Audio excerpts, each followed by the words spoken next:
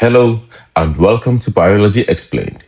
Today, we will be looking at the topic transport across cell membranes, diffusion, osmosis, and active transport. Imagine a city with no borders, no checkpoints, no control over what enters or leaves. Chaos, right? Now, shrink that idea down to something microscopic. Your body is made up of trillions of tiny cities called cells, and each one has a border, a highly intelligent, selectively controlled border. That border is the cell membrane. Now, here's the real question: how do substances actually move in and out of the cell? How does oxygen get in? How does wastewater leave? How does water balance itself so cells don't burst or struggle? This is where one of the most important concepts in biology comes in: transport across cell membranes. And today, we are focusing on the three major mechanisms that make life possible: diffusion, osmosis, and active transport. They are not just textbook ideas, they are happening inside your body right now, keeping you alive. By the end of this lesson, you won't just memorize them, you will understand how and why they work, where they apply in real life, and how to solve related problems confidently. Let's start with the simplest but most powerful of them all: diffusion. Diffusion can loosely be explained as movement without effort. Let's start with a simple observation. If you spray perfume in one corner of a room, after a few seconds, people across the room can smell it. No fan, no pushing, no visible movement. So what happened? That is diffusion. Diffusion is the movement of particles from a region of higher concentration to a region of lower concentration until equilibrium is reached. Now let's break down the key phrase. Particles, molecules like oxygen, carbon dioxide, or small solids. Concentration, how crowded a space is with those particles. Higher to lower concentration, movement down a gradient. Equilibrium, a state where particles are evenly spread out. So, essentially, diffusion is particles spreading out to reduce crowding. One key concept to understanding this is the idea of concentration gradient. A concentration gradient is the difference in concentration between two regions. High gradient, fast diffusion. Low gradient, slow diffusion. No gradient, no net movement. Think of it like people living a packed stadium. If it's crowded inside and the outside is empty, movement is fast. Let's talk about the characteristics of diffusion. It is a passive process, meaning no energy is required. It occurs naturally due to random molecular motions. It continues until dynamic equilibrium is reached. Let's look into real life applications. An example is gas exchange in the lungs. Here, oxygen diffuses from the lungs into the blood, while carbon dioxide diffuses out. Another example is cellular respiration, where oxygen enters cells by diffusion to support energy production.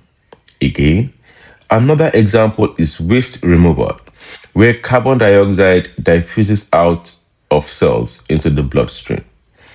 A simple home experiment is the potassium permanganate diffusion. Drop potassium permanganate crystals into water. At first, a purple color is concentrated in one area, but over time, it spreads evenly throughout the water. No stirring is required. That's diffusion in action. So students often ask, does diffusion stop completely? No, movement continues, but there is no net movement at equilibrium. Does diffusion in the membrane? No, it can occur in space or across membrane. So diffusion works perfectly when movement is easy and natural. But what happens when water is involved? Water behaves differently. Water needs a more specialized explanation, and that brings us to osmosis. Osmosis can loosely be explained as the movement of water across membranes. Let's start with a scenario. Imagine you place a red blood cell in pure water. At first, nothing happens. Then slowly it begins to swell. And if you wait enough, it bursts. Now, reverse that same cell in a salty solution. It shrinks, it shrivels. What's controlling this dramatic change? Osmosis. Osmosis is the movement of water molecules across a selectively permeable membrane from a region of higher water concentration to a region of lower water concentration. Now let's unpack the keywords carefully. Water molecules, only water moves in osmosis. Selectively permeable membrane allows water through but restricts some solids. Higher water concentration, more free water, fewer solids. Lower water concentration, less free water, more solids. In simple terms, water moves from dilute solution to concentrated solution.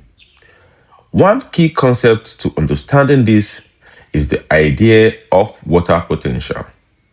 Instead of just saying high to low concentration, scientists often use the term water potential.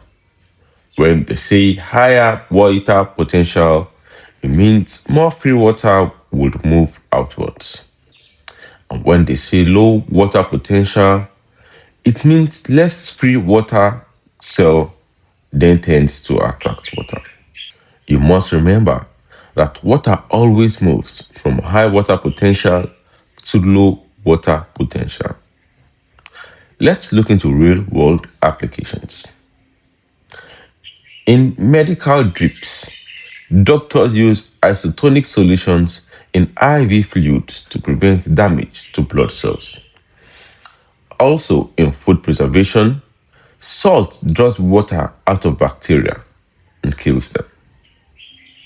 In plant supports, plants stay upright because of turgor pressure caused by osmosis. Now, let's analyze it step by step. Cell in distilled water, hypotonic. When water enters the cell swells and eventually bursts. This is called hemolysis. Another scenario is cell in concentrated salt solution, hypertonic. When cell leaves the cell and the cell shrinks, this is called crenation. And lastly, another cell in normal silane, isotonic.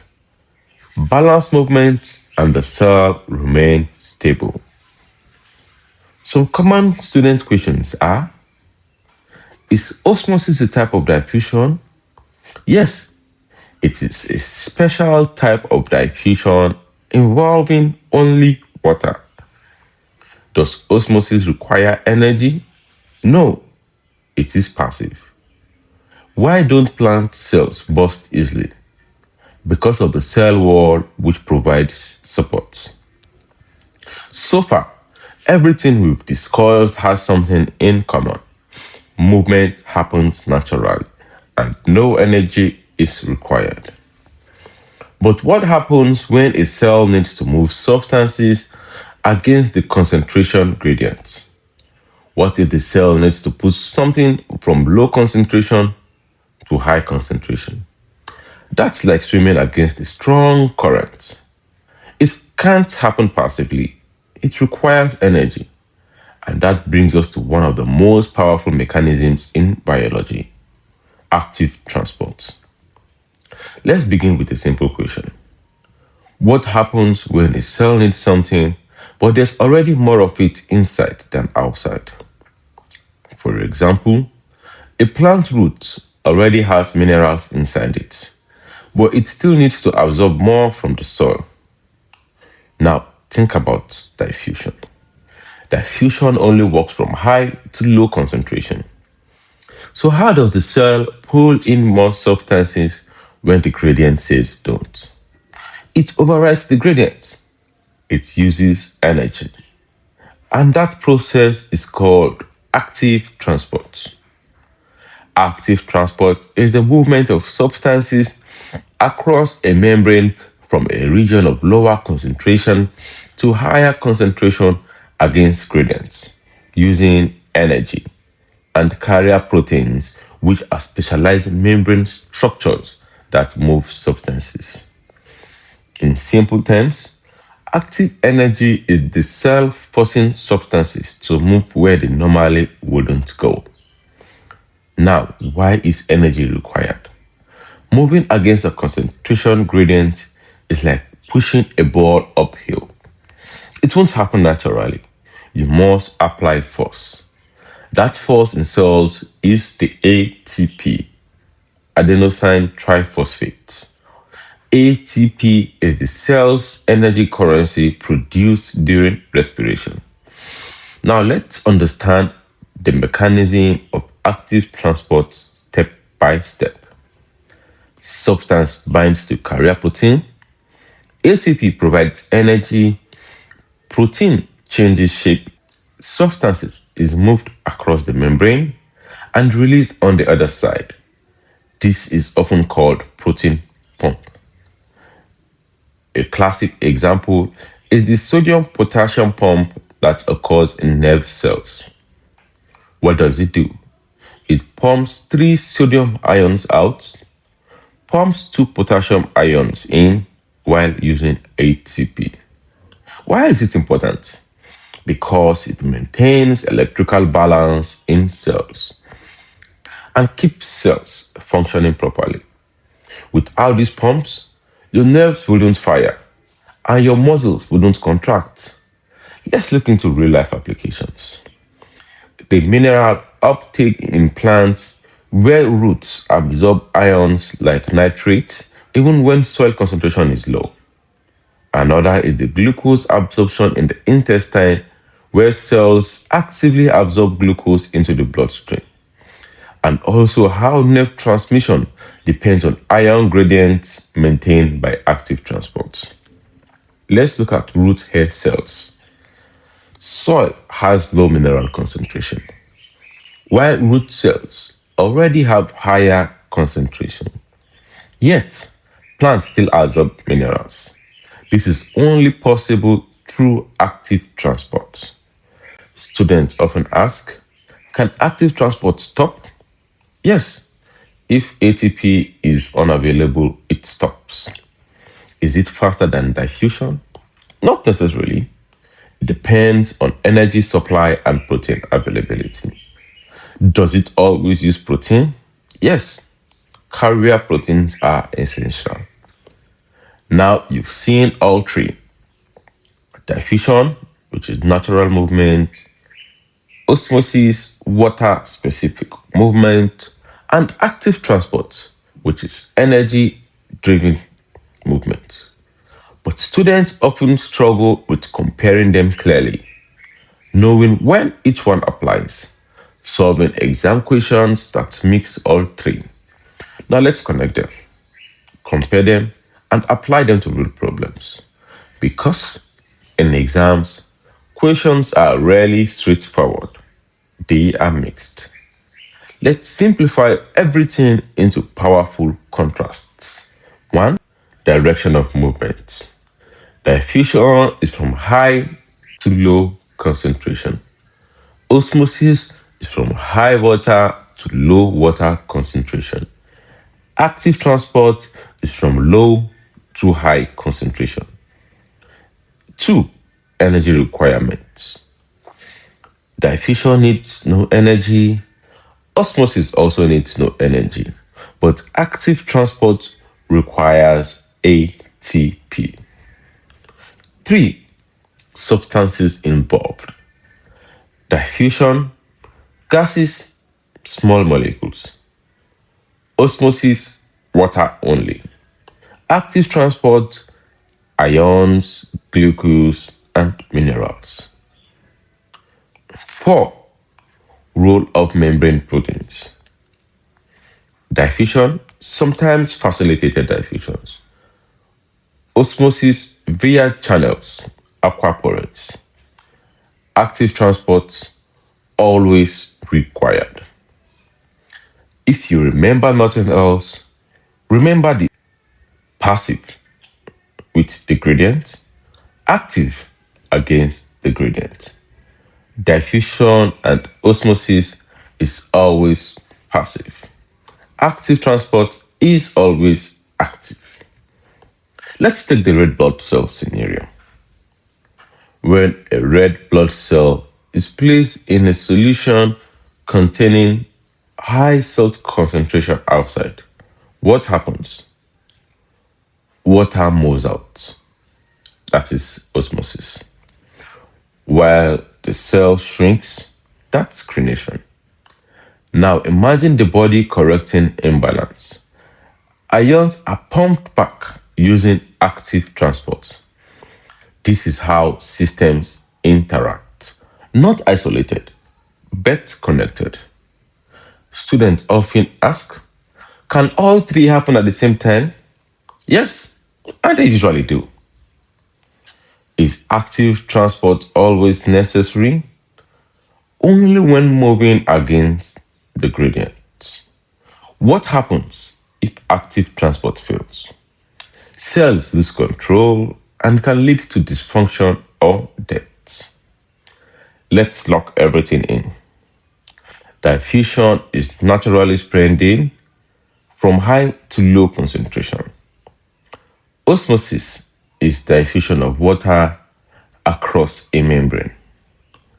Active transport uses energy to move substances against the gradient. Together, they ensure cells get oxygen, cells maintain water balance, cells absorb nutrients, and cells remove waste. Without them, life would not exist. Now you pause the video and try these questions. What type of transport moves water across membranes? Which processes require ATP? Why can't diffusion move substances from low to high concentration? What is the role of carrier proteins in active transport? The next time you breathe, the next time you drink water, the next time your heart beats, remember, at the microscopic level, these transport systems are working non-stop to keep you alive. And now you understand them.